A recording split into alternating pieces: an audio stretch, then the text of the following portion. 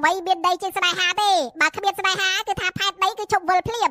តាសក់ឯងមានវត្តចេះតែនិយាយបងចាស់ហើយនិយាយអីឲ្យពិតប្រកបផងណាផែនដីវាវិលតាំងពីគេហៅថាផ្ទុះសុបពេដោបាមកអូរបស់យកស្អីគេតាសក់កំពូលស្វីតតាសក់ឯងធ្វើតែអញ្ចឹងបានកូនសិស្សយកគំរូតាមនឹងគេថាបើអោបគ្នាពីកាលតែតាសក់ខ្ញុំប្រាប់ឲ្យហើយណាអត់មានមកធ្វើអីផ្ដេសផ្ដាស់នៅកណ្ដាលវាស្រែអញ្ចឹងណាវាចង្រៃធ្វើឲ្យមេឈប់ភ្លៀងរយៈពេល 2-3 ឆ្នាំចុះសលេងដូចអាជ្រក់ត្រូវហើយតាសក់ខ្ញុំអាជ្រក់ណាតាសក់អើយឈប់ធ្វើអញ្ចឹងទៅណាវាធ្វើឲ្យប៉ះពាល់ដល់សង្គមជាតិគាត់អោបគ្នាទៅប៉ះពាល់ដល់សង្គមជាតិដែរនិយាយមិនថាប៉ះពាល់បាច់នៅពេលតាសក់ឯងធ្វើអញ្ចឹងក្មេងៗវាយកគំរូតាមជាពិសេសក្មេងក្នុងវ័យសិក្សាណាកំពុងរៀនបោះកតាចោលផ្លុកទៅអោបគ្នាទៅកញ្ចក់នោះ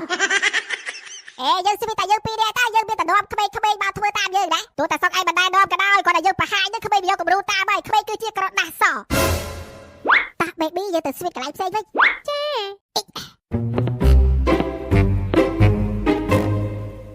តាសក់និយាយថាចាស់មែនប៉ុន្តែបើរឿងស្នេហាវិញស្នេហាបិទជក់ឈាមហ្មង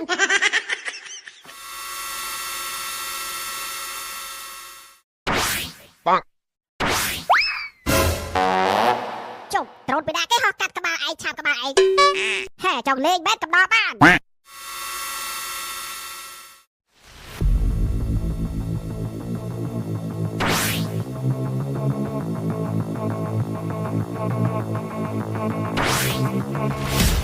អូត្រូនពីណាគេហោះតាមនឹងហេចង់តាមមែនតាមមកហេស្គាល់អាជ្រក់តិចពេកហើយចាំមើលថ្មីដៃអាជ្រក់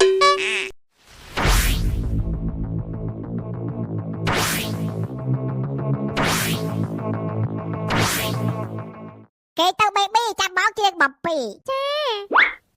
ប្រេកឯកនៅឆ្ងាយម៉ែឆ្ងាយបងអានុសាវរីយ៍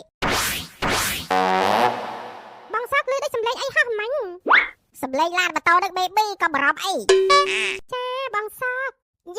không em lao hứa ngày xưa bị bên nhau ấy áo ở ai đồ dèm hơi chứ bắt mai mà băng sầm đọc tiệt